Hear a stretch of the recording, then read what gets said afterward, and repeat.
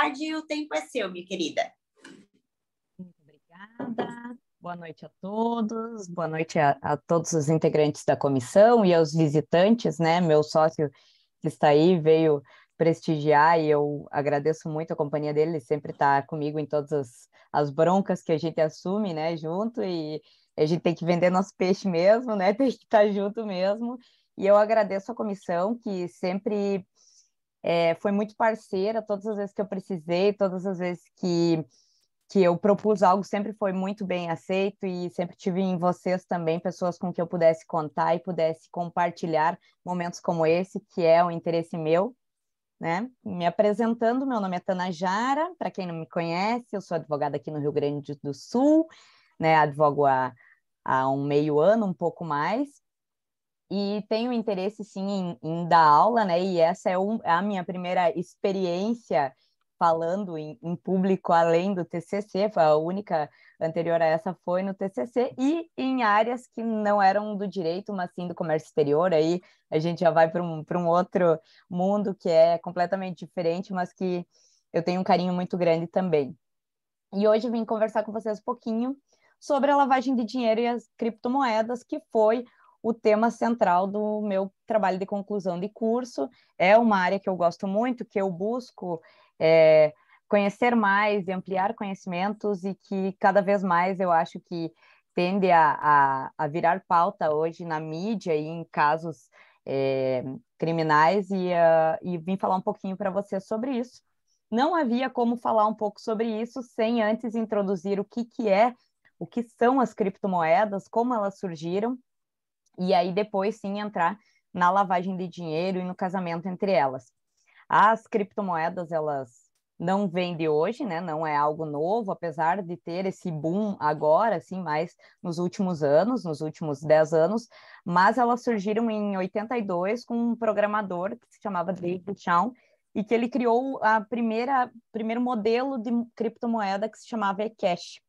Esse eCash, ele depois, em meados de 90, acabou se transformando em DigiCash, e só que ele tinha um grande problema, que era o problema do gasto duplo. O que é o gasto duplo? É a gente utilizar esta moeda mais de uma vez. Por exemplo, hoje quando eu vou fazer o pagamento de uma conta, eu pago ela R$ 50 ali, e aqueles R$ 50 ele sai da minha mão e não volta mais. Na criptomoeda, a gente precisava criar um sistema que fosse assim também, que eu transferisse essa moeda virtual e que ela não retornasse mais para mim, para que eu pudesse utilizar mais de uma vez e ter essa fraude. A DigiCash acabou esbarrando justamente nisso e não tinha um sistema seguro que não pudesse ser fraudado. Aí, em 96, acabou sendo decretada a falência do eCash, né? DigiCash e eCash, e depois disso se criaram vários outros modelos de moeda que acabaram também esbarrando nessa problemática do gasto duplo. Mas nos anos 90, assim, que tiveram um surgimento muito grande de criptos ali, né, que teve o boom tecnológico dos anos 90, mas nenhuma delas superou essa problemática que era o gasto duplo. Lá em 2007, a gente teve a crise financeira dos Estados Unidos, que foi a chamada bolha imobiliária, né? E com isso, sim, teve novamente um boom no surgimento de modelos de criptomoedas, buscando justamente essa independência financeira, essa independência do sistema estatal, porque hoje a moeda ela é muito vinculada ao sistema estatal, a gente depende do Estado para ter a moeda. E a criptomoeda ela buscava justamente essa independência.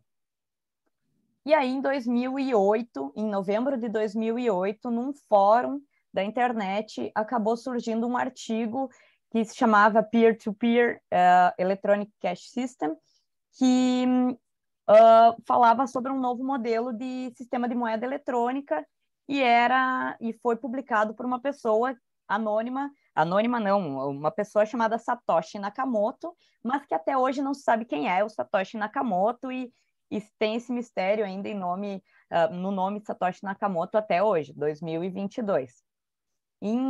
Naquele artigo ele falava sobre um novo modelo de moeda em que ele buscava justamente desvincular do sistema estatal, em que se buscava a independência, a descentralização, que que se resolvia o gasto duplo e se criava um novo modelo financeiro. Ali, em 3 de janeiro de 2009, isso foi publicado em novembro de 2008. Em janeiro de 2009, esse sistema ele foi lançado numa plataforma com 50 bitcoins. Buscava ali o resgate da credibilidade da moeda e realmente a independência de terceiros, né? Como o sistema previa mesmo. Esse sistema ele foi baseado em alguns pilares. Os pilares que hoje a gente conhece como protocolo peer-to-peer, que na verdade é um sistema que conecta, independente de uma rede, vários computadores, sem a necessidade de um servidor único. E isso possibilita que a moeda seja descentralizada. O que é? Mais à frente eu falo um pouquinho sobre a moeda descentralizada, mas, de modo geral, o que é a descentralização? Hoje, quando a gente fala sobre a moeda, como ela é, a gente fala sobre um terceiro intermediador, que é o Estado. Nenhuma negociação acontece sem que esse terceiro intervenha e valide essa negociação. No protocolo, tu tem a validação por uma rede de computadores independente, que é o que a gente tem ali meramente ilustrativo, uma imagem que mostra as conexões. Isso era muito utilizado, e quem é da minha época vai lembrar, um pouco mais velho que eu, no Emule, quando era utilizado para baixar música, que tu precisava fazer o download, tu usava o sistema peer-to-peer. Isso foi utilizado para a criação do Bitcoin.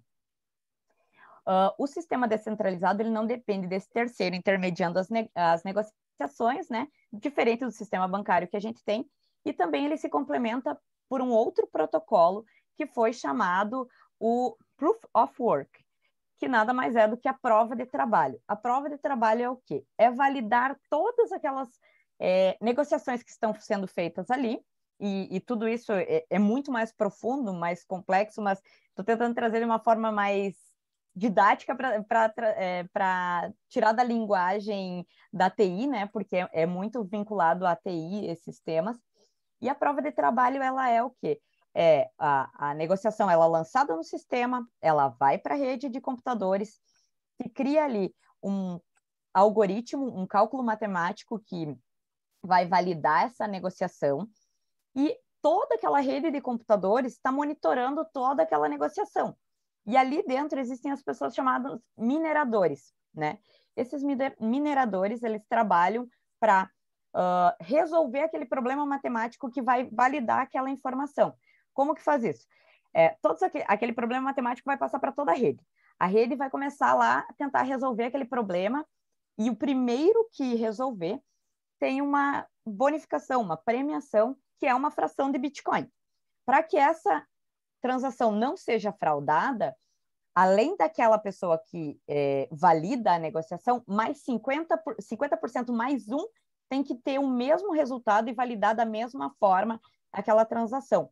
Isso resolve aquele chamado gasto duplo, que é eu não poder utilizar aquela moeda mais de uma vez. Porque se 50% mais um da cadeia resolveram e viram que aquela negociação é válida, a pessoa que tem interesse em fraudar essa negociação, ela teria que ter em torno de 50% do controle dos mineradores.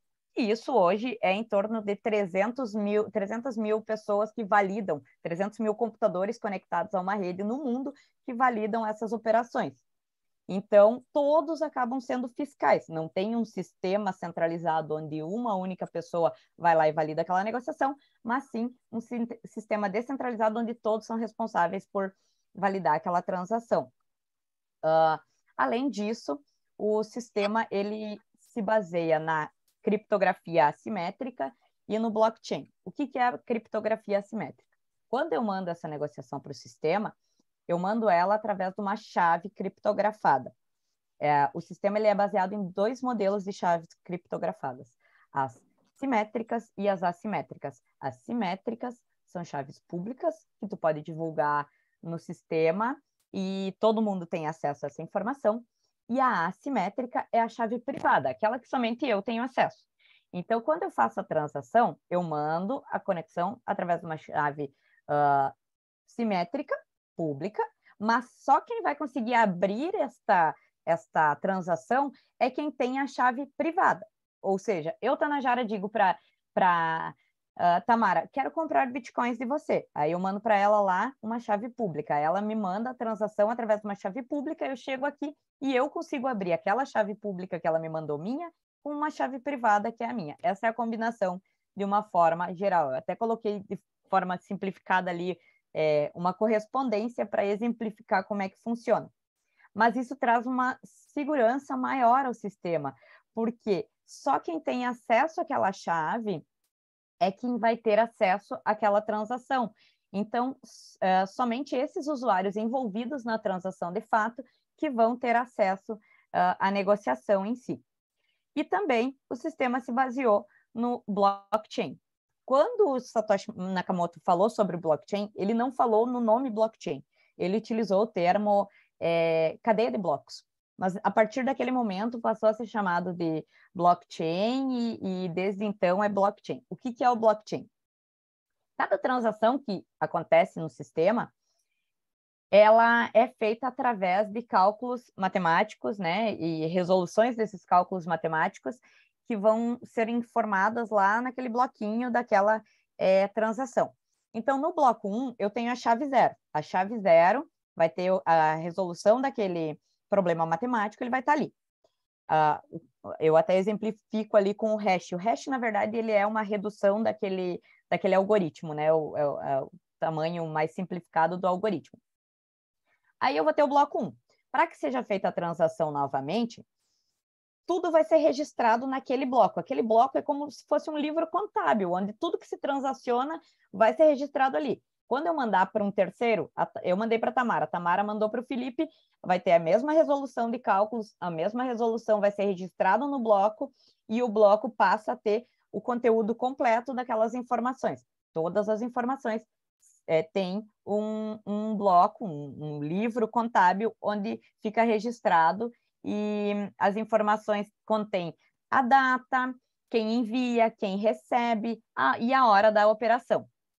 Então, por isso, quando a gente fala em anonimato no blockchain, ele existe, mas de uma forma mais simplificada. Na verdade, ele é parcial, porque o anonimato ele se dá pelo nome da pessoa, mas ela pode ser identificada através do IP do computador.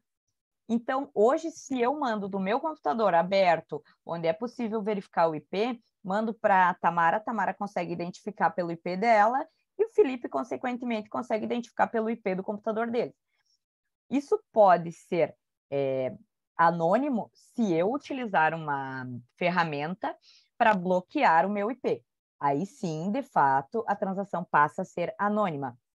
Ou até mesmo se eu usar uma das altcoins que utilize anonimato como um dos seus princípios, um dos seus requisitos. Existem criptomoedas que não têm o livro aberto com o seu IP, mas sim bloqueiam, inclusive, o IP de quem está transacionando dentro dela, né?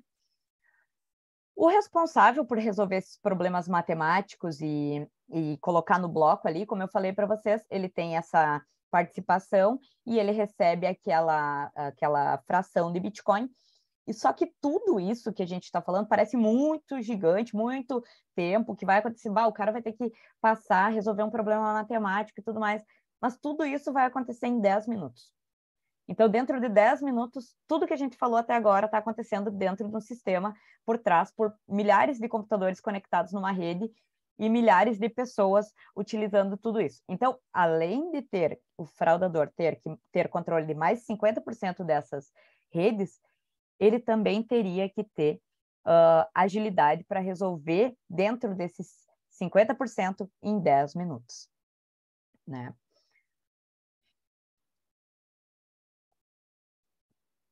Dentro disso, começo a falar um pouquinho mais rápido, né? Dentro disso, a gente precisa entender o que são, de fato, as criptomoedas, né? Tendo uma introdução do que é o Bitcoin, que foi a primeira moeda mais conhecida, e é até hoje a moeda mais conhecida, a gente precisa entrar no que são, de fato, as criptomoedas para nós, para quem utiliza das criptos e também para a legislação.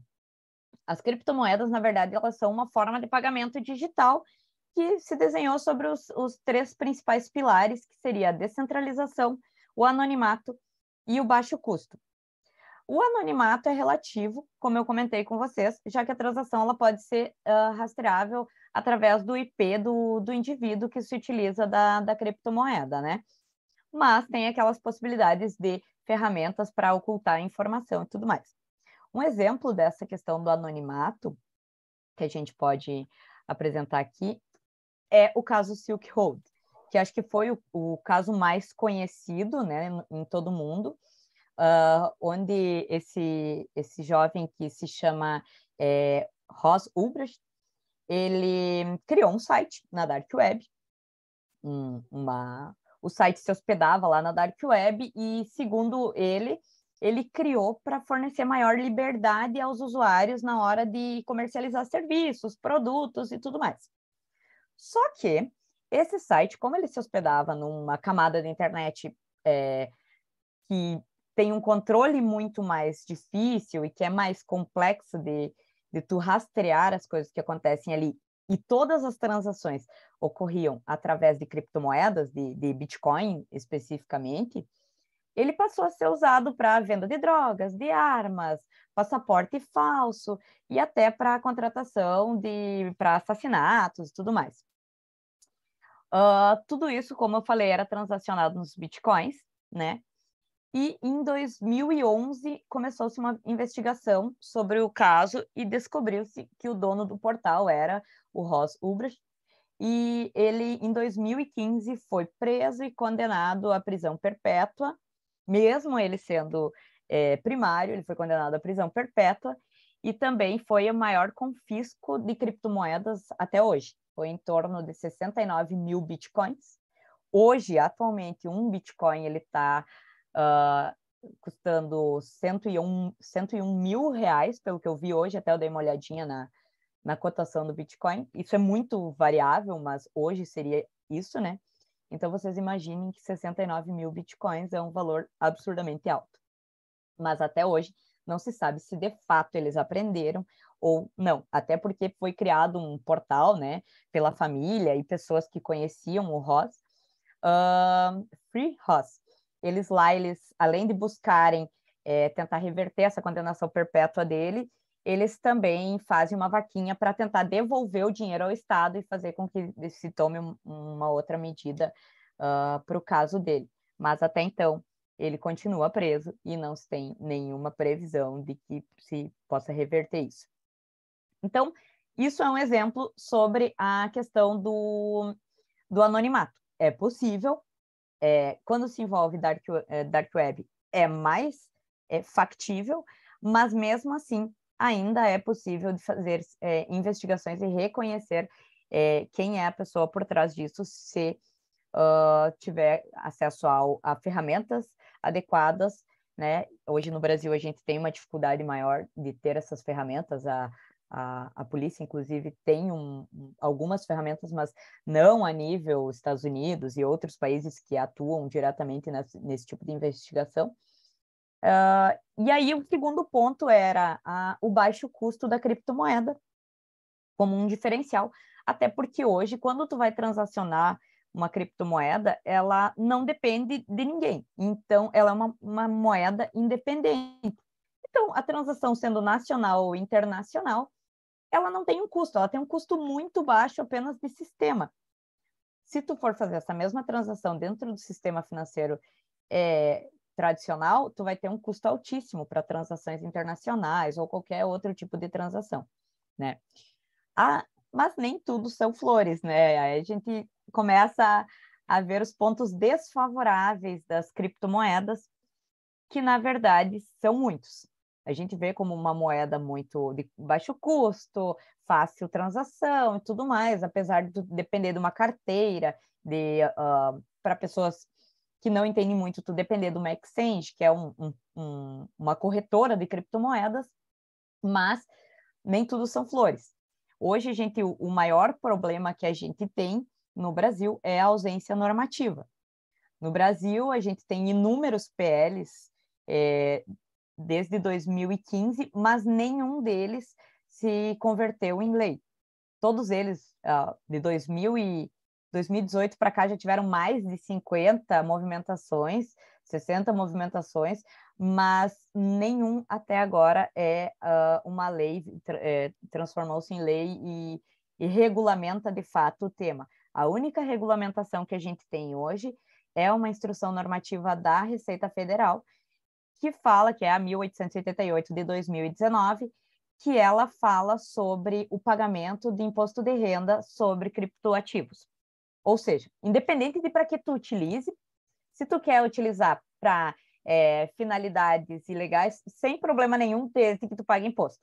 Né? Esse é o entendimento da Receita Federal. Porém, como ela é isso para mim, isso opinião particular, para mim é algo inviável, porque se eu tenho criptomoedas que elas não são de fácil acesso, o sistema financeiro não vai ter acesso, que eu tenho essas criptos ou que eu tenho esses ativos, por que eu vou declarar imposto sobre isso? Eu não tenho obrigatoriedade nenhuma de declarar algo que o próprio sistema financeiro não sabe que eu tenho, ou que não pode ter controle sobre isso, porque está tudo criptografado, está tudo dentro de um sistema que eles não têm acesso, né? Mas, enfim, existe essa normativa, é a única que nós temos atualmente no Brasil, e esse é um grande problema que a gente encontra até para buscar punição ou qualquer outra até para buscar um embasamento sobre criptos e até mesmo na questão de enquadramento. Se hoje, por exemplo, e aí depois a gente vê alguns casos, alguns exemplos, né? Eu tenho uma apreensão de bitcoins ou desconfio de algum crime que esteja ocorrendo com criptoativos, eu tenho uma dificuldade em enquadrar isso. É uma pirâmide financeira? É lavagem de dinheiro? Mas qual é o embasamento legal de tudo isso? O que é um criptoativo? Né? Além disso, como dificuldade e ponto desfavorável, a gente pode ver a possibilidade de perder as chaves criptográficas, né? Então, se hoje eu só tenho acesso à minha carteira de criptomoedas através de uma chave criptografada, ninguém mais tem acesso a isso, né? Somente eu ou quem eu passe essa informação. Se eu tenho uma chave criptografada e eu perco essa chave, eu vou perder toda a minha carteira de criptomoedas. A grande volatilidade também das moedas, em que ela é comparada com uma bolha financeira. Por exemplo, teve momentos em 2019, eu passei a comprar alguns criptoativos, Bitcoin, na época Ethereum, entre outras, para acompanhar, para poder fazer o meu trabalho de conclusão de curso. Na época, um Bitcoin, e aí tu pode comprar frações dele, né? Um Bitcoin custava em torno de R$39 mil. E questão de 4 meses, esse mesmo Bitcoin custava mais de R$300 mil. Em 6 meses, esse Bitcoin caiu para R$19 mil. Então, eu tenho uma grande volatilidade, eu não tenho segurança nenhuma, então isso também é um dos pontos que me levam a crer que as pessoas elas são ludibriadas por essa grande chance de ter altos ganhos, mas tu não tem. Hoje ele está 101 mil, amanhã ele pode estar 56. Não tem uma segurança e também não tem nenhum ente que te garanta que isso vai se manter dessa forma, né? É um dos grandes pontos hoje que a gente tem desfavorável sobre as criptomoedas, além da indefinição normativa, né, do que são as criptomoedas, porque o Bacen diz que é um domínio eletrônico com valor abstrato ao qual se atribui uma propriedade. A CVM diz que não são valores mobiliários. Aí tu vê a Receita Federal dizendo que não são consideradas moedas. O que são as criptomoedas? Hoje a gente não tem nenhuma definição nem do que são as criptos no Brasil. Tudo isso acaba somando lá no momento do enquadramento, na hora da prática delituosa. O que são? Bom, se eu não sei nem o que são, como é que eu vou aplicar uma pena com base nisso, sabe? Num crime que possa ser cometido através de uma cripto. E a maioria dos países, vendo essa ausência né, essa grande transação, esse grande número de transações, porque cada vez mais se aumenta o aceite de criptomoedas. Hoje, aqui no Brasil, aqui no Rio Grande do Sul, aqui em Porto Alegre, inclusive, a gente consegue pagar um hotel com criptomoedas. Eu tenho vários estabelecimentos comerciais que eu posso transacionar com cripto. Cada vez mais se aceitam criptomoedas como formas de pagamento, né? Alugar um carro, seja o que for. A maioria dos países não tem normativa sobre o tema, assim como o Brasil. E alguns optaram por se omitir, outros buscam criar regulamentação, como é o caso do Brasil, e alguns, por exemplo, optaram por banir a utilização de cripto. E aí vem aquela questão, bom, eles baniram a utilização, mas a cripto é algo que não é palpável. Eu posso transacionar na Rússia, eu posso transacionar na Itália. Quem vai dizer que eu estou transacionando no Peru, por exemplo, essa criptomoeda? Não tem também um controle de tudo isso. E aí a gente chega na lavagem de dinheiro. O que é a lavagem de dinheiro? A lavagem de dinheiro nada mais é do que uma forma encontrada para as pessoas que obtêm ganhos de forma ilícita, né, ilegal, e querem incorporar isso no sistema financeiro nacional, transformando em dinheiro com aparência lícita. É transformar, trazer para dentro do sistema financeiro e dizer que aquilo tudo se obteve de forma lícita, né? Então, quando tu busca mascarar a origem do dinheiro, que advém de um crime antecedente, isso tu consegue fazer de várias formas, né? E através de várias pessoas, ou de uma cadeia de pessoas, né? Como é o exemplo de bens de alto valor, ou empresas de fachada, paraísos fiscais, e alguns requisitos, a gente tem alguns passos, né, do crime de lavagem de dinheiro, alguns estágios que a gente enquadra para que se caracterize a lavagem de dinheiro. Não necessariamente tu precisa passar pelas 3 fases para ter a caracterização do crime de lavagem de dinheiro, mas os 3 estágios da lavagem de dinheiro, com a intenção de dificultar a origem, seriam a colocação, a ocultação e a integração. A colocação é um movimento que é feito para afastar o dinheiro da sua origem lá. Da origem ilícita, pode ter vindo, por exemplo, do tráfico de drogas, e aí eu levo ela para um outro ponto para tentar tirar isso do crime antecedente. A ocultação é o passo seguinte, que é quando a gente passa a fazer várias movimentações, normalmente se utiliza aí, nesse caso, de paraísos fiscais, para quebrar essa cadeia, né, de origem e de evidências, e aí assim tu faz com que perca a rastreabilidade desse dinheiro. Lá no primeiro ponto, eu posso fazer, por exemplo, a compra de criptomoedas. Eu compro criptomoedas, eu passo de um agente para outro dentro da cadeia, nesse momento que eu tenho uma ocultação ali, que eu não tenho como saber qual IP está transacionando aquilo tudo, através de ferramentas de ocultação, e aí rastreabilidade passa a ser algo que me ajuda dentro desse sistema todo de ocultação, né? E, por fim, eu chego na integração, quando eu trago de volta esse dinheiro para o sistema financeiro, recolocando ele de forma a parecer lícito ou legal. Pode ser através de investimentos. Eu posso, por exemplo, comprar um investimento através nesse caso, de criptoativos e dizer, olha, eu tinha lá na minha carteira, isso rendeu, porque como tem essa grande volatilidade, não se sabe se a pessoa teve ganhos ou não. E aí eu tenho ali dentro da minha carteira, eu comprei esse imóvel hoje ele é lícito. E aí a criptomoeda ela vem para ajudar dentro disso. O Bitcoin, como é mais conhecido, ele é uma moeda que veio com a ideia de justamente tu descentralizar tudo isso e tu trazer uma aparência mais lícita dentro do crime de lavagem de dinheiro.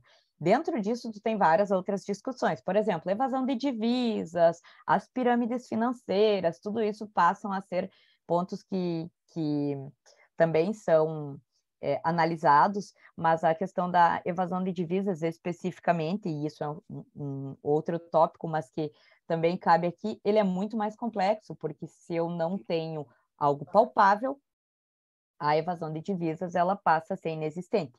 Ela pode ser transacionada em qualquer lugar. Oi?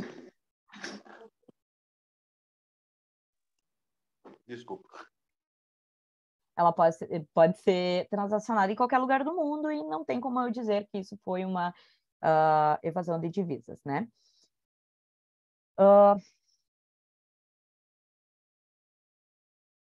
Essas características, elas justamente começaram a atrair olhares de quem buscava se utilizar das criptos para prática delitosa mesmo, né? Então, a gente tem ali, somam-se a isso, a todas essas características, a lacuna normativa, que a gente não tem, o controle estatal, para fazer essa análise de por onde vem, para quem vem e como entra no nosso sistema. A gente não tem ferramentas hoje que validem tudo isso, né? E a ampliação do aceite no mercado, ela acabou sendo algo mais atrativo e acabou auxiliando na prática da lavagem de dinheiro em si. O interesse pelo Bitcoin e outras moedas que não possuem uma existência física, elas acabaram também chamando a atenção das autoridades, principalmente pelo lucro que tu pode ter em cima delas, né? Ou até mesmo pelo lucro que tu pode ter em outras áreas e levar isso tudo para as criptomoedas, fazendo com que tu consiga ocultar a aparência de tudo isso. E, por fim, a ausência de definição do que são as criptomoedas, somada à inexistência das normas, é um dos problemas que a gente tem enfrentado, o maior problema que a gente tem enfrentado no enquadramento do crime praticado e na questão da investigação e na denúncia, né? Porque se eu não sei o que é uma criptomoeda, se eu tenho todas essas lacunas e se eu tenho uma dificuldade até na percepção penal, como que eu vou enquadrar isso no crime A ou no crime B? E como que eu vou demonstrar que esse crime de fato foi praticado através de criptomoedas? E alguns dos casos, eu trouxe alguns dos casos e investigações que estão mais em alta na mídia mesmo, assim, que acabam envolvendo as criptomoedas, mas que ainda tem toda essa questão da persecução penal para enfrentar aí pela frente das dificuldades que se encontram no caminho. Além disso, algumas das notícias assim que eu vi hoje, acabei buscando um pouco mais para passar, né? Foi a questão do Nubank. O Nubank ele vem buscando criar uma criptomoeda própria para se utilizar e disponibilizar para todos os correntistas.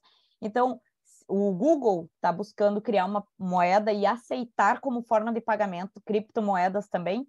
Então, tudo isso corrobora com aquela ideia de cada vez é mais aceito, mas hoje a gente não tem nem para onde correr numa instrução. A única coisa que a gente tem é uma instrução normativa que é vaga, que só fala da questão do pagamento do imposto de renda e nada traz sobre uma definição ou possível penalização de um agente que venha cometer um delito, até porque não se sabe nem como enquadrar esse delito, né? Eu acho que de forma geral era isso, né? Eu fico aberta a qualquer dúvida, esclarecimento ou qualquer coisa assim. Agradeço a possibilidade de conversar com vocês. É um tema que me interessa muito e muito obrigada. Primeiro, agradecer pelo tempo gasto, né, despendido com a gente, Tanajara, e dizer que a tua voz é muito boa, que é muito bom te ouvir. Você fala muito bem, então investe na carreira que vai dar certo. E Tanajara, uma dúvida, não sei se tu sabe, né? Aqui no Brasil, tipo, tem algum processo criminal que tu saiba que já tenha algo nesse sentido, tipo, de lavagem de dinheiro com o uso de Bitcoin, de criptomoedas que conseguiram pegar, olha, ele cometeu esse crime aqui, o valor gasto aqui foi destinado em criptomoedas? Tem algum processo criminal nesse sentido ou tu não sabes ou não tem? 2018, se não me engano. Eu vou ficar te devendo o número, tá?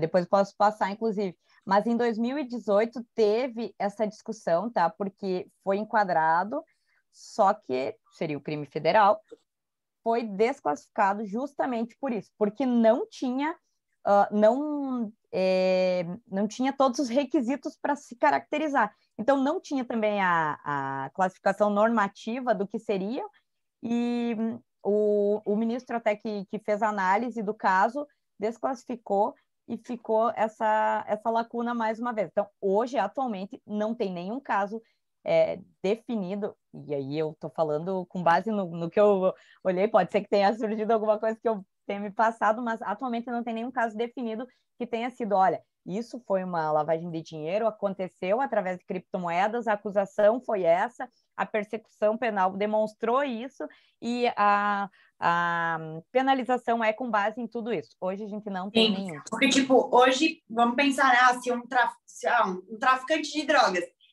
hoje ele vai abrir duas lojinhas e vai, né, e tentar lavando esse dinheiro. Aí hoje, ao invés de ele abrir essas lojinhas, ele poderia comprar criptomoedas porque não conseguiria rastrear, não tem um controle sobre de onde veio esse dinheiro. É isso que Isso, acontece. É isso exatamente. que poderia acontecer, no caso. O próprio PCC tem investigações, né? O próprio PCC utilizava, e foi desmontado um mega esquema deles, porque eles tinham um galpão onde eles tinham porque tu imagina que hoje para te minerar, porque conseguia fazer aquelas análises de cálculo e tudo mais, tu precisa ter uma grande capacidade computacional e também energia elétrica e tudo mais que demanda tudo isso, né? O PCC tinha um galpão montado para isso, para minerar criptomoedas e acabar utilizando das criptos para tudo isso, né? E foi desmontado esse galpão, mas não se teve resultado da investigação como lavagem de dinheiro. Então, acaba desmontando tudo para pirâmide financeira, busca-se outras alternativas que não a lavagem de dinheiro, porque a lavagem de dinheiro em si é muito complexa de tu demonstrar ela, né? Gente, o Brasil hoje não consegue investigar um tráfico de drogas que dirá um troço desse. Que, assim, para mim é super complexo. Tipo, imaginar tudo isso que vem por trás, não teria como. É claro que, às E a vezes, o cadeia é muito Estado... complexa. Sim, imagina, eu não consigo nem imaginar como que tudo isso acontece, assim, né? E até aquela situação que tu falou ali, como o Estado não tem conhecimento, então não precisaria declarar. Eu até entendo que quando se tem um ganho, né, acho que teria que declarar, ainda que o Estado não... Claro que a maioria das pessoas não declaram e tudo mais, mas na grande maioria teria que ser declarado, porque se é um ganho, tem que declarar como qualquer outra coisa, e muitas coisas que é declarado no imposto de renda, o Estado só tem acesso porque a própria pessoa que está declarando está dando, né? Então, acho que daí a criptomoedas talvez entraria nessa mesma linha. Só que a diferença ali é a volatilidade. Por exemplo, hoje encerrou o prazo da declaração do imposto de renda, 31 de dezembro, eu tinha ali 50 mil em bitcoins. Uhum. Mas no dia em que eu fui declarar, lá em março, eu já não tinha mais 50 mil, eu tinha 39 bitcoins. Porque Mas teve perdeu o um valor. ganho, depois teve uma... Tipo assim, eles analisam o ganho, né? Eu Exatamente, eu acredito vou que é isso. pagar hoje sobre o ganho, mas O ano que ganho, vem eu não vou pagar sobre o valor que eu perdi, né? é. Então, Tu só tem vai tudo isso. declarar o que tu ganhou. Que tu perdeu. Exatamente. Né? Eu vendo, no caso, assim, né? Porque eu imaginando. Rodrigo, pode falar? Fica à vontade. Opa, eu queria fazer uma pergunta para minha colega sócia. Se existe um país que tem uma legislação regulamentória de bitcoins mais avançada, e se tem alguma legislação penal avançada, não sei se tu sabe, Tana. Não sei te dizer, na verdade, assim, a última vez que eu tinha dado uma olhada, a Alemanha era o país que tinha algo mais avançado, assim, né? Portugal, eu vi que eles estão verificando sobre a possibilidade de taxar as criptos em torno de 28%, mas, assim, mais avançada na área criminal seria a Alemanha, e depois disso eles retroagiram, então não sei exatamente como está agora. Loucura. Alguém quer fazer mais alguma pergunta, gente? Tanajara, sabe, eu cheguei a conversar com... Vocês estão me escutando? Sim. Esse é um dos assuntos que eu mais gosto de estudar. E assim, claro, né, tu trouxe diversas questões assim, mas tu sabe que, por exemplo, né, a China eles proibiram a mineração de Bitcoin. Mas assim, ó, por exemplo, a gente teve a situação ali quando teve o início agora do conflito ali entre a Rússia e a Ucrânia, eles fizeram uma restrição de saque do dinheiro, as pessoas não podiam sacar o próprio dinheiro e tem diversos países que estão bloqueando as pessoas fazerem saque de dólares, por exemplo. Então, por exemplo, na Rússia, o rublo, ele chegou a desvalorizar num dia, ele caiu 20%. E daí muitas pessoas hoje, elas enxergam o criptoativo como uma proteção de capital. Até porque, que nem se tu vai ver ali as ações, por exemplo, as ações de empresas, né? Que a gente estava super em alta, eu acho, ano passado, Magazine Luiza, que estava lá 30 e poucos reais, se não me engano, cada ação, esse ano caiu para menos de 2. Então, daqui a pouco, se tu declarou lá que tu tinha 300 mil reais, virou o ano, tu tem muito menos. Então, as criptos, elas acabam... Claro que a criptomoeda ela tem uma volatilidade muito maior, mas ela ainda assim não difere tanto da volatilidade do mercado de ações, do mercado de capitais. Algumas mais seguras, né, que variam, porque o pessoal olha as maiores, mas tu tem as menores que tem, né, um fluxo menor dentro. É loucuragem. Mas tu consegue enxergar isso como um hedge, assim, como uma forma de proteger? Porque eu vou ser bem sincero, quanto mais eu estudo, para mim, quanto menos regulamentação, melhor, porque o Estado ele não tem controle. Imagina, hoje, se tu tem 500 mil na tua conta e tu quiser comprar uma casa, o banco ele não autoriza tu fazer uma transação imediata.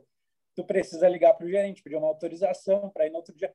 E a cripto, ela possibilita fazer imediatamente. Tipo, tu não precisa de um intermediador, é tu e o teu capital.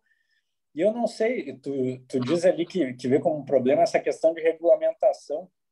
Tu sabe que vendo essas questões aí da influência do Estado na emissão de dinheiro, até se for ver os Estados Unidos agora em 2020, na pandemia, que emitiu a quantidade de dólares equivalente à emissão dos últimos 40 e poucos anos, se não me engano, dizendo que foi muito. E daí acaba ocasionando uma inflação gigantesca. O dinheiro da gente acaba perdendo valor cada vez mais. E daí dentro disso que tu está falando é, por exemplo, uma notícia que saiu essa semana. Um banco digital, uma corretora dessas, que bloqueou todo o capital de um cliente, simplesmente bloqueou, até que ele apresente todos os recibos, os registros da Receita Federal, né, aqui no Brasil. E aí, então, tá tudo bloqueado, o cara tem em torno de quase 40 mil reais lá bloqueado, porque a corretora simplesmente disse que não vai desbloquear até que se apresente toda a comprovação de que tem registro na Receita Federal e tudo mais. Então, quando eu dependo única e exclusivamente da Receita Federal para apresentar e conseguir liberar, eu estou criando um bloqueio sem que eu tenha uma legislação que me assegure a garantia de ter esse dinheiro e de conseguir transacionar isso independente de qualquer coisa. Porque se eu não tenho uma legislação específica que fale sobre isso, que fale o que é, como que eu tenho alguém bloqueando um capital meu que não tem nem regramento? Tu sabe qual corretora que é essa aí? Deixa eu até dar uma olhada. É Linker. Linker. Eu digo porque existe a possibilidade de tu fazer a transação sem nem envolver corretora, né? Isso aí, que é o que é mais utilizado, na verdade, é justamente tu não utilizar as corretoras, até como uma forma, quando a gente fala ali nas práticas delituosas no geral, tu fala sobre transacionar no submundo, tu não utilizar das corretoras, porque as corretoras, eu não tenho nenhuma legislação específica, mas as corretoras, elas têm que seguir alguns critérios e tem legislações específicas para abrir, para movimentação, né? E como é que tu enxerga o futuro das criptos no Brasil? Aí tu acha que avança ou tu acha que não avança?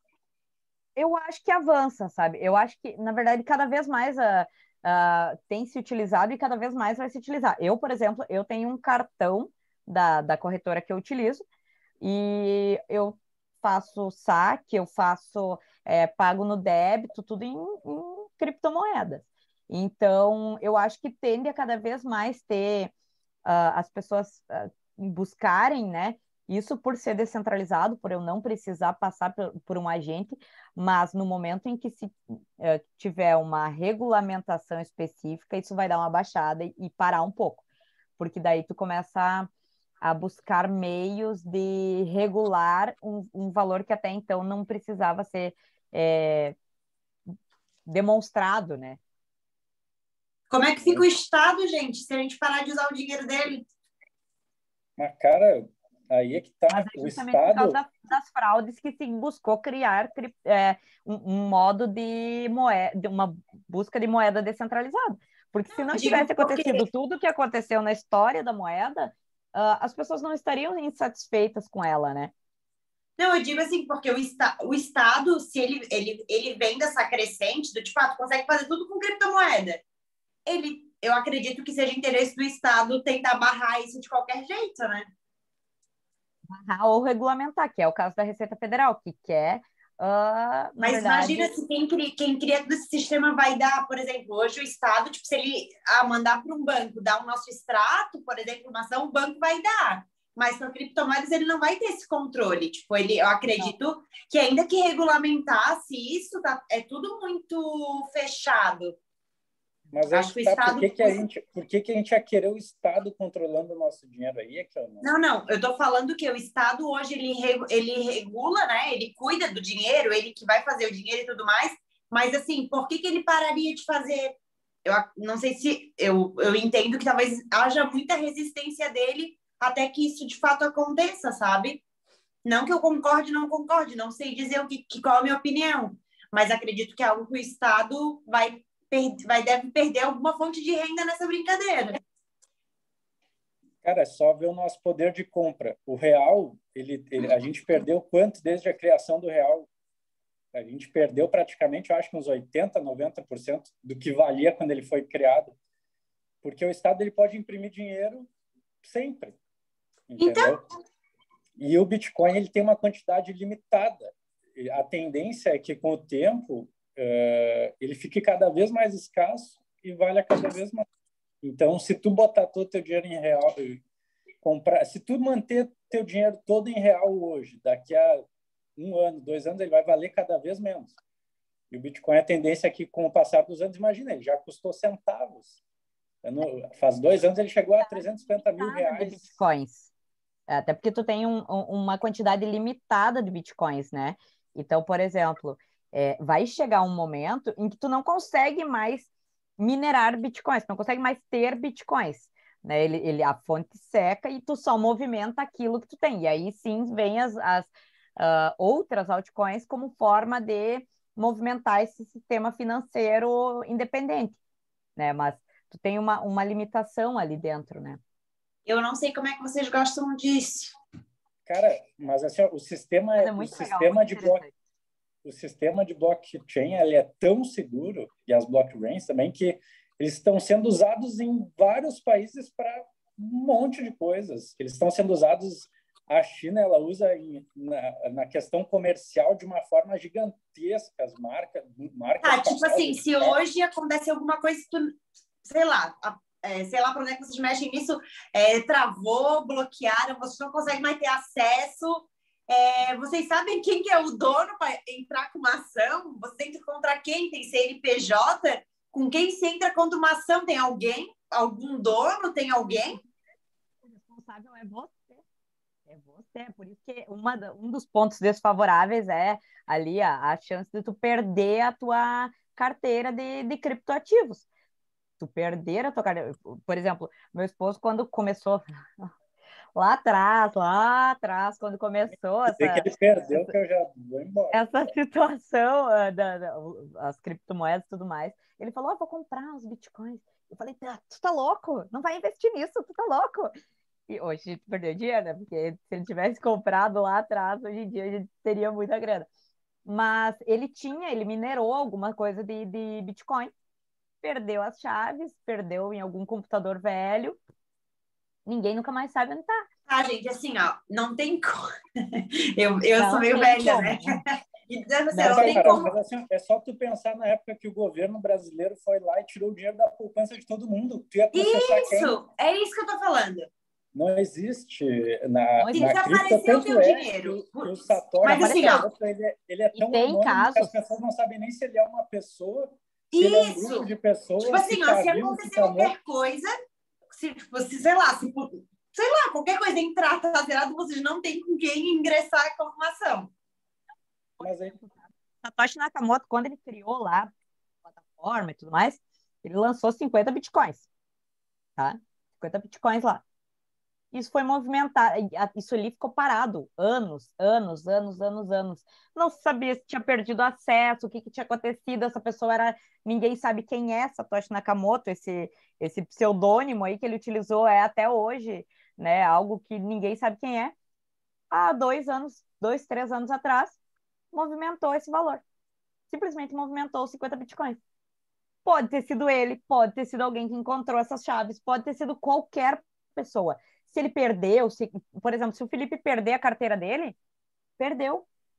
Quem tem que ter informação, e por isso é tão importante que tu guarde a informação, porque é tu responsável, única e exclusivamente, é tua responsabilidade. O Estado não tem nada a ver com isso, e Tá, nem não, ninguém, mas... nem o criador da plataforma.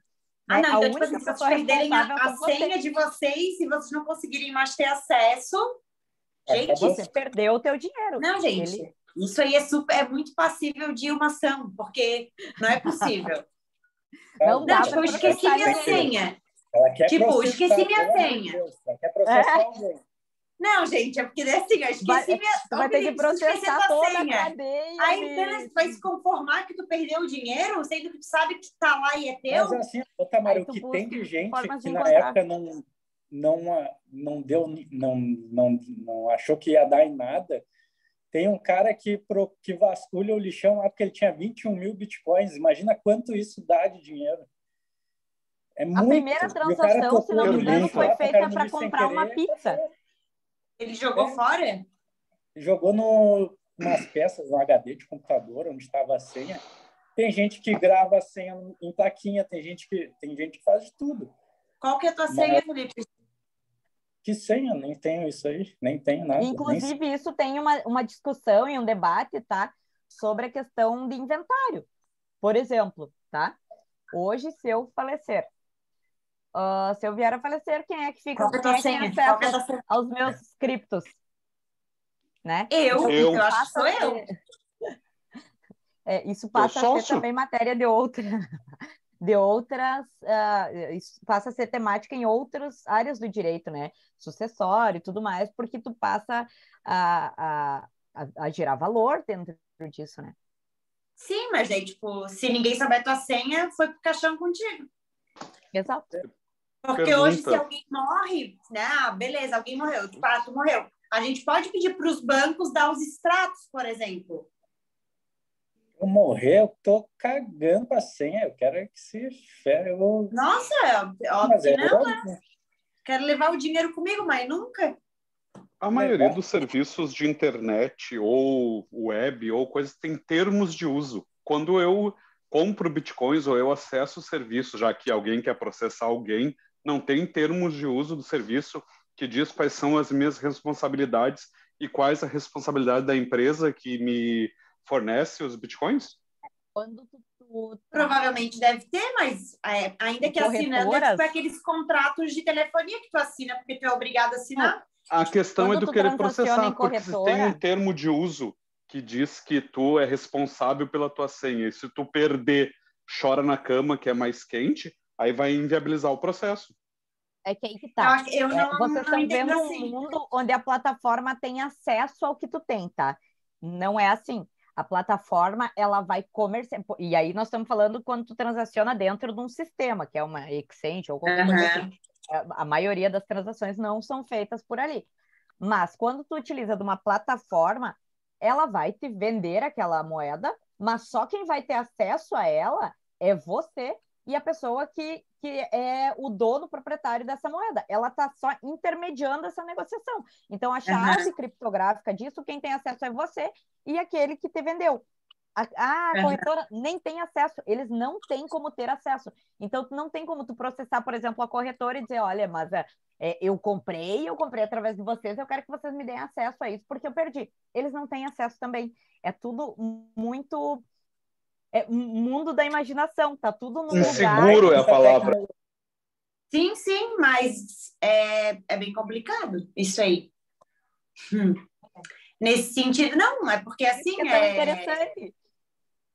Mas é porque como advogada e tudo mais, eu ia dizer, só temos que achar alguém para entrar com uma ação, ainda que eu tivesse assinado um termo. É igual um termo, tipo o termo de adesão que tu assina porque tu é obrigado a assinar, porque tu quer usar o negócio, mas tu não tá em condições ali de, tipo, não vou assinar, ou vamos discutir as cláusulas. Não é possível de discussão, né? Mas termo de uso é diferente de termo de adesão. Mas tu pode, por exemplo, o termo de uso, tu pode falar para ele que tu quer alterar alguma parte?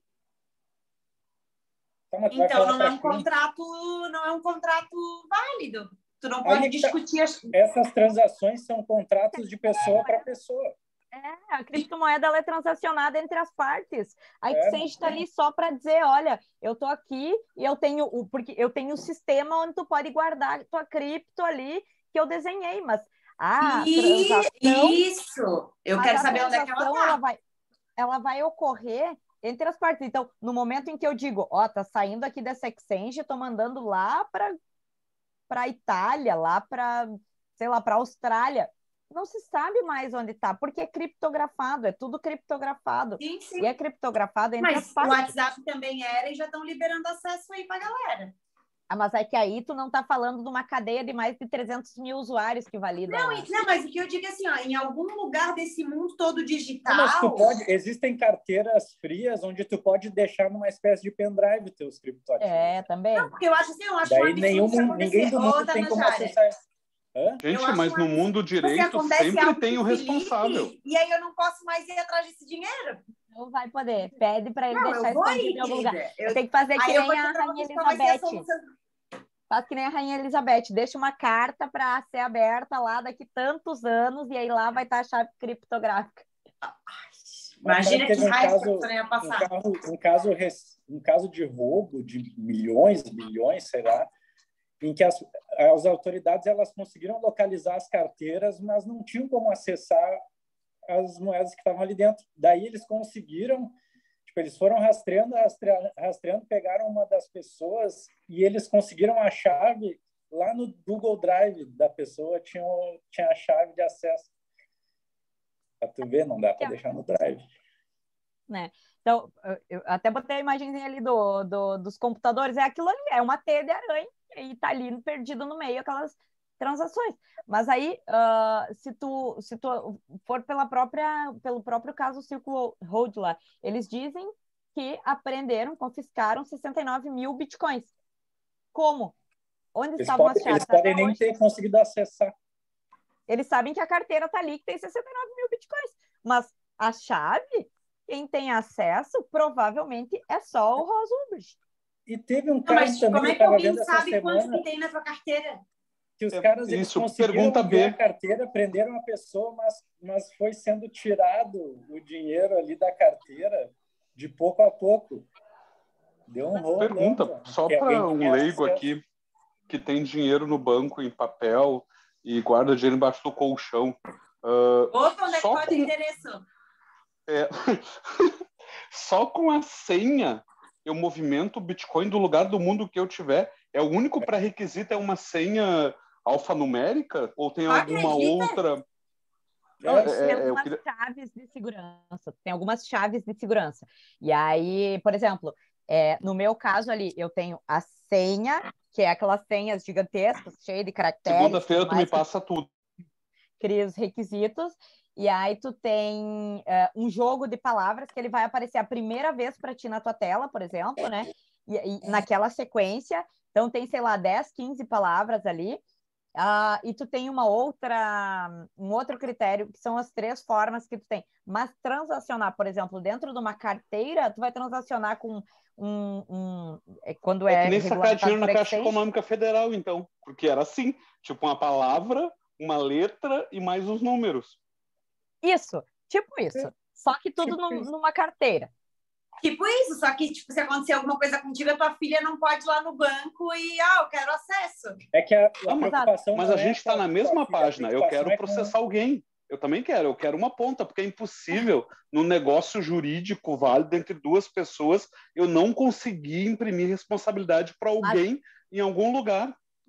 Não sei nem ser 2 pessoas. Esse complexo todo. Alguém vai ter que se responsabilizar. Vocês estão vinculando tudo isso a um sistema financeiro. Vocês estão querendo mostrar na realidade, que tudo isso eu estou pensando como é que eu vou começar a processar.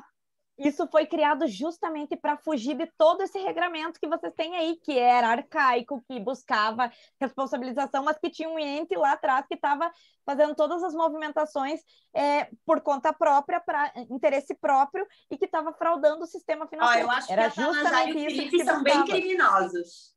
Eu acho que eles estão querendo aí... Eu também acho. Se tu morre, eu quero minha parte da sociedade em cripto. Tipo... Ou a gente que é muito velho, Rodrigo. Não, na realidade, assim, eu acredito que, quando vocês perguntaram sobre o Estado, eu acho que regulamentar já é travar. Quando o Estado regulamentar, porque pensa em alguém que comprou criptomoeda a 30 centavos e agora está valendo 300 mil. O lucro dele foi absurdo e nem um centavo disso gerou imposto de renda. Então, é óbvio que o Estado está de olho. Basta regulamentar que trava. Mas também, do outro lado, perder a senha não é o caso, mas ser furtado. Por exemplo, mandei meu notebook para formatar, a minha senha está lá, o cara comprador também sabe como funciona. Eu vou processar ele, é difícil tu ter um negócio, eu, por exemplo, não investiria sem poder conseguir acionar alguém. Mas é tipo isso aí mesmo. Então, querendo deixar tudo muito mais desenhadinho dentro de uma caixinha. O sistema foi criado justamente mas ele foi criado justamente para fugir dessa caixinha, para sair da caixinha. A gente vive mas sim, eu compreendo. Eu compreendo. E a insegurança jurídica é um dos pontos, né? É algo que, tipo assim, para mim, eu acho bem vida louca. Pode tirar todas as coisas de vocês aí que ninguém vai ter nada segurança. Pode falar, imagina numa crise nacional. A gente entra num sistema, de ditadura, alguma coisa assim, e é confiscado o nosso dinheiro. Tu vai reclamar para quem? Se tu tem o Estado, ele que é o agente que foi lá. Não, mas Felipe, tu ainda tem alguém para reclamar. Vamos lá. Vamos pensar num cenário apocalíptico. Que teve a poupança confiscada, reclamou para quem? Alguém conseguiu retorno? Sim, tem ações chamadas de expurgos inflacionários, que são ações de pessoas que tiveram valores da poupança presos. Eu trabalho numa instituição financeira e a gente está pagando até hoje expurgos inflacionários dos planos. Agora, pensa no seguinte cenário. Um hacker conseguiu criar uma criptografia que acesse todos os bitcoins do mundo e consiga puxar tudo para ele. Ele conseguiu acessar, ele criou, porque isso é código criptografado. Se alguém criar um programa, uma programação que acesse tudo, ele vai decodificar a tua senha. Ele pega e decodifica todas as senhas do planeta e recolhe todo o valor. Tu vai reclamar para quem? Para ninguém.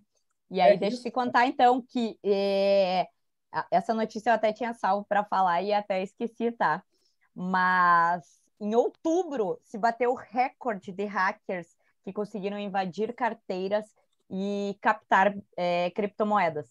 Então, teve em torno de 718 milhões de criptomoedas que foram roubados, foram furtados nesse mês de outubro.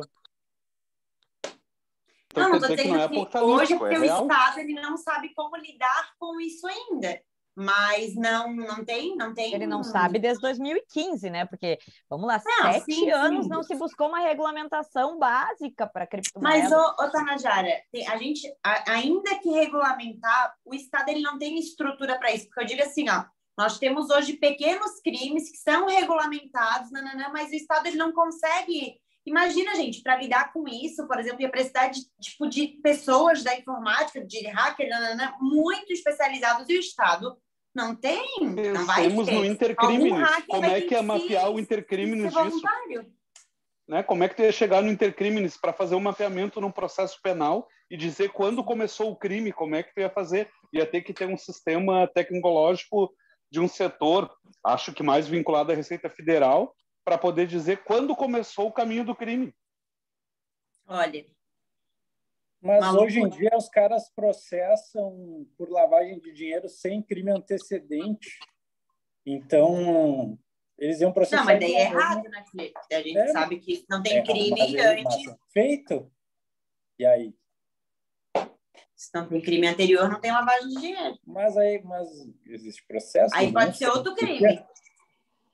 Mas se tu não consegue rastrear o dinheiro também, e não consegue comprovar que ele veio de uma criptomoeda porque vinha de um crime anterior, também não tem Indúbio pro réu. Então, concluindo, se a gente puder ter um bitcoinzinho, que hoje em dia já tá... Vale a pena. Já tava, tá 101 mil. Para deixar lá, veio no que dava.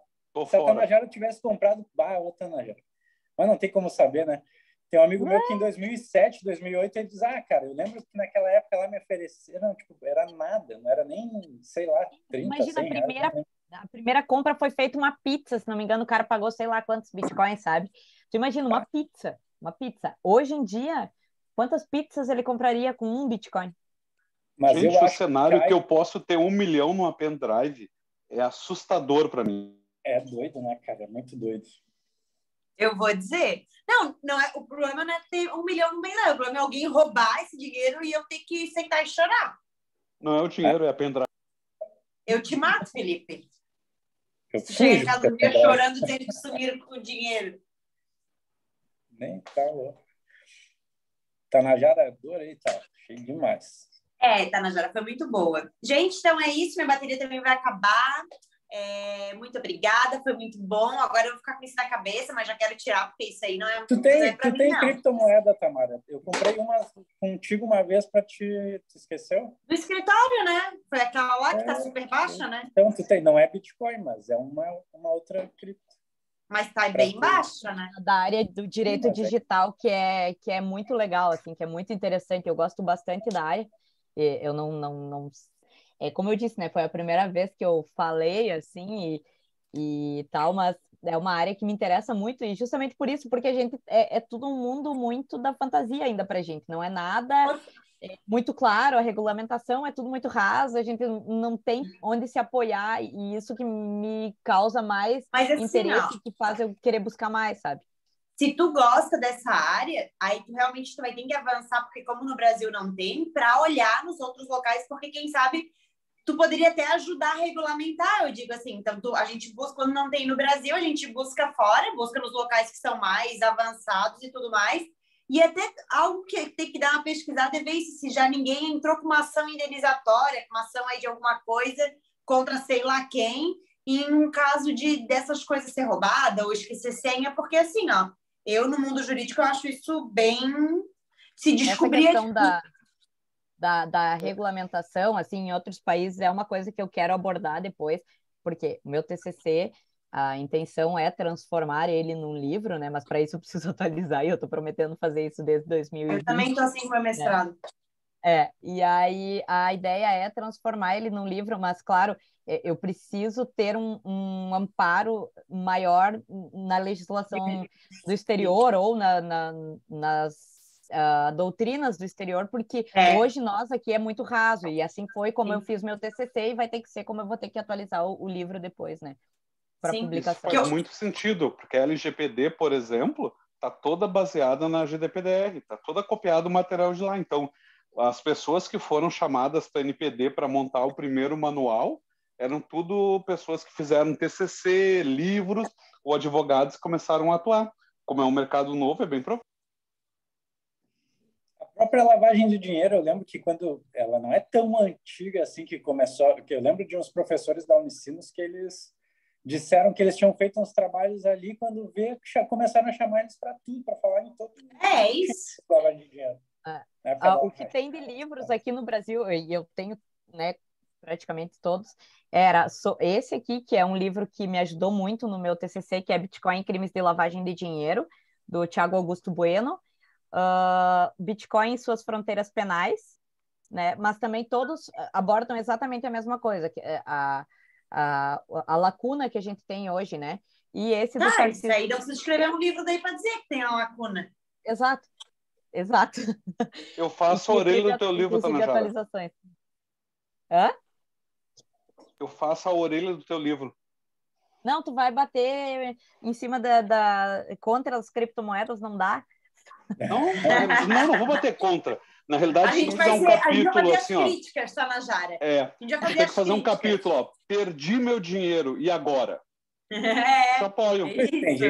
Tem gente que se mata, né? Um monte de gente se matando pelo mundo aí, porque quando é roubado. Não, gente, que isso? Gente, então meu celular vai desligar que estou acabando a bateria. Boa noite para todos, até a próxima. E muito obrigada, Tanajara, nossa prof.